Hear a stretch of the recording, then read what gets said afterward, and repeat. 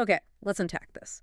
For years, the conversation around major crypto investors, it's mostly been about which tokens they're buying, right? Bitcoin, Ethereum, the latest altcoin. Yeah, that's been the main focus. But Cathie Wood's ARK Invest, well, they've made it pretty clear recently they aren't just buying the digital gold. No, they're making a massive, really tactical bet on the actual plumbing of the crypto economy. It's that classic picks and shovels idea, but for digital assets, the infrastructure itself. And what's really fascinating here is the consistency, and the scale of this commitment, especially around one company in particular. This newly compliant, regulated exchange, Bullish, ticker BLSH. Right. So our mission today is to really dive deep into why ARK just poured another huge chunk of capital into Bullish. Exactly. We need to analyze what this company actually is, what it represents, and what its recent U.S. launch really signals about, well, the institutional takeover of crypto markets. Seems inescapable. The numbers definitely back that up. This isn't just a one-off trade for ARK. No, they just added another, $5 million worth of Bullish shares. That's right, $5 million across 3 of their big ETFs, ARK, ARKW, and ARKF. So they're spreading this infrastructure bet across their whole portfolio, basically. And you have to look at the history, too. This $5 million, it's just the latest piece of a bigger strategy. Part of a pattern. Yeah, it follows an $8.27 million purchase they made just a few weeks back. Okay. And before that, remember the huge one? $172 million earlier this year. That was right after Bullish debuted on the NYSE. Wow, $172 million. Okay. That followed the $1.1 billion NYSE listing, right? The SPAC deal. Precisely. And if you connect all these dots, ARK's total exposure now, tied up in blockchain infrastructure, fintech, AI, it's well over $1.3 billion. Over $1 billion. So this isn't just speculation then? No, it feels much more like a strategic mandate. They're saying regulated exchanges are a core pillar of finance going forward. So we're definitely not talking rounding errors here. Hundreds of millions backing the infrastructure play. It's a critical piece for ARK. But the timing of this latest investment, this $5 million, it lines up perfectly with something else happening with Bullish, doesn't it? It does. It corresponds exactly with Bullish hitting a really critical regulatory milestone. Which was? They secured the New York BIT license, highly coveted, and a money transmission license, too. The BIT license, okay. That's a big deal in crypto regulation. Huge deal.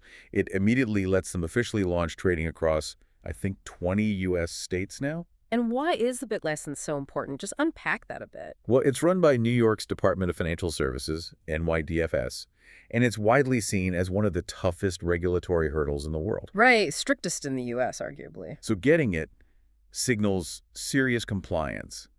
And maybe more importantly, it signals institutional trust, which is exactly what traditional finance firms have been saying they need before jumping in. That makes sense. It's like a stamp of legitimacy from the toughest graders. Exactly. And it certainly helps who's leading the charge there. Yes, the CEO, Tom Farley. That's right.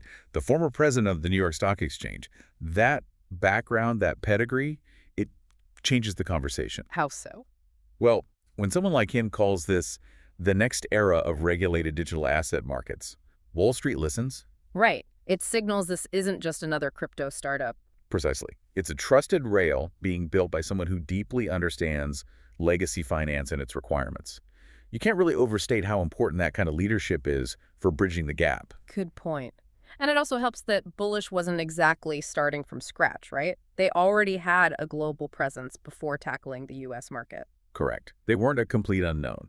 Since their global launch back in 2021, they've processed, get this, over $1.5 trillion in trades globally. $1.5 trillion. Wow. Yeah.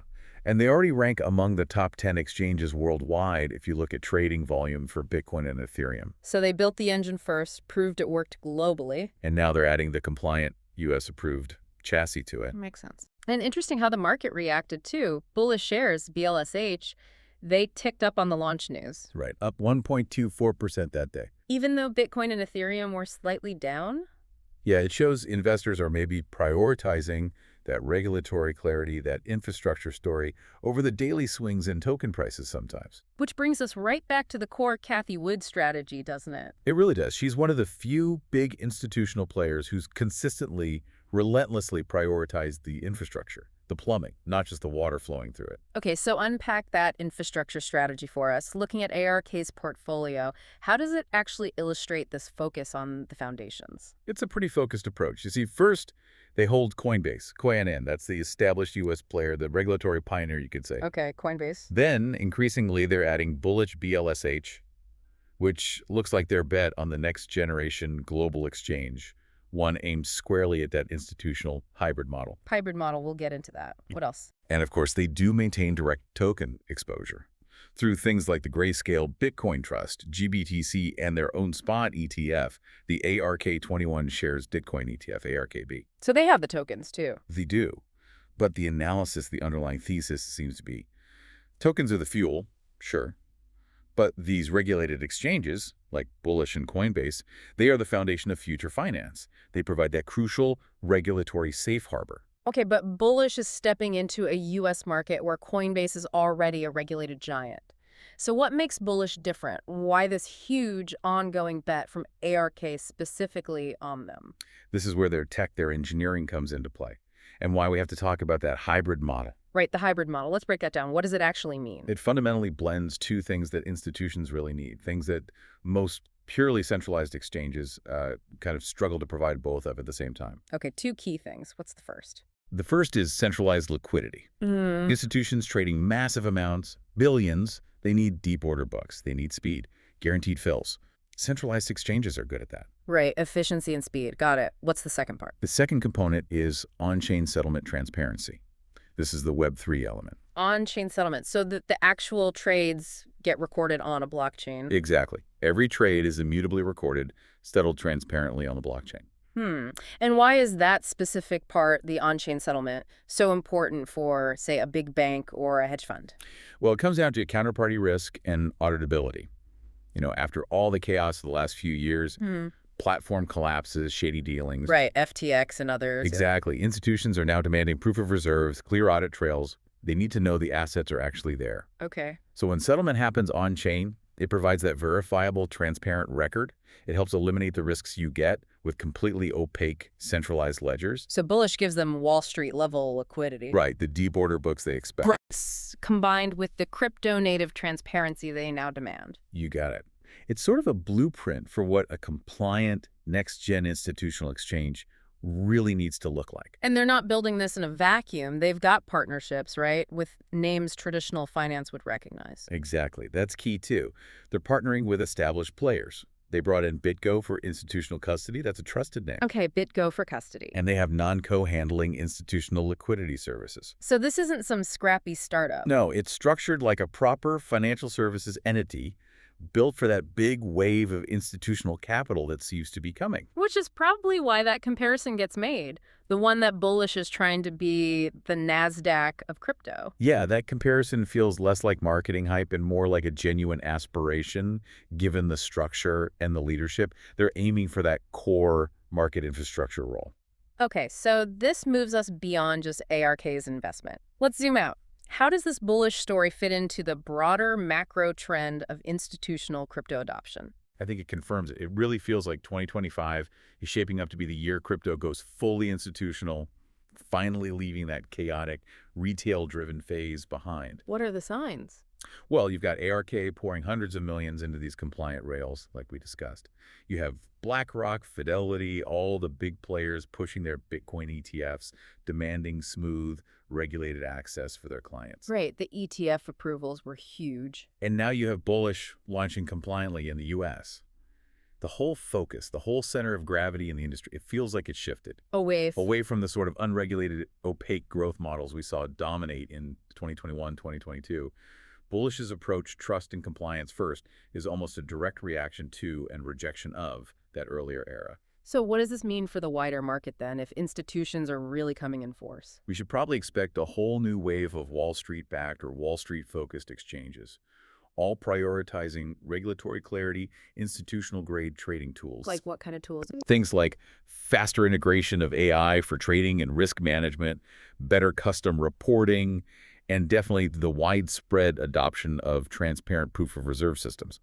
Like, that's table stakes now. So the institutional market isn't asking for permission anymore? No, they're setting the terms, defining how they want to engage with this asset class. Which naturally leads to competition, right? The institutional exchange wars, as some call it. Exactly. You've got Coinbase, Bullish, Kraken, all now navigating the U.S. regulatory landscape. How does Bullish entering the fray really change things for, say, Coinbase? It absolutely raises the bar for everyone, especially on compliance and transparency. Coinbase is regulated, yes, but it's still primarily a centralized model internally. Okay. Bullish's hybrid approach, with that emphasis on on-chain settlement, puts immediate pressure on competitors. They'll need to demonstrate even greater transparency and lower counterparty risk to keep up. So we might see Coinbase and others adapt. I expect them to accelerate their own integration of maybe similar hybrid features, perhaps offer lower fees for the really high-volume institutional traders, and definitely make their own reserve verification processes more robust, more obvious. So fundamentally, ARK's big bet on Bullish is partly a bet that this competition will create better, safer infrastructure for the whole market. I think that's a fair assessment. And the key takeaway from all this, it's simple, but really powerful. Yeah. Compliance is the new alpha. It's the key differentiator now. Meaning You just cannot attract those multi-billion, even trillion-dollar asset managers, the traditional finance giants, without absolutely pristine regulatory compliance and ways to demonstrably lower counterparty risk. And ARK's money is following that exact thesis. Directly. They seem to view these compliant platforms as the only viable way to scale exposure during the next big crypto cycle, whenever that comes. So the core conclusion for you, our listener, is that ARK's growing stake in Bullish strongly suggests Cathie Wood sees these regulated, compliant exchanges as the essential foundation, the non-negotiable infrastructure for the next crypto rally. It's the safe, scalable way to play the long game while trying to mitigate some of those risks that have plagued the purely decentralized or the less transparent centralized platforms. Which leaves us with a final thought, maybe a provocative question for you to consider after this deep dive. Do you think Cathie Wood has it right?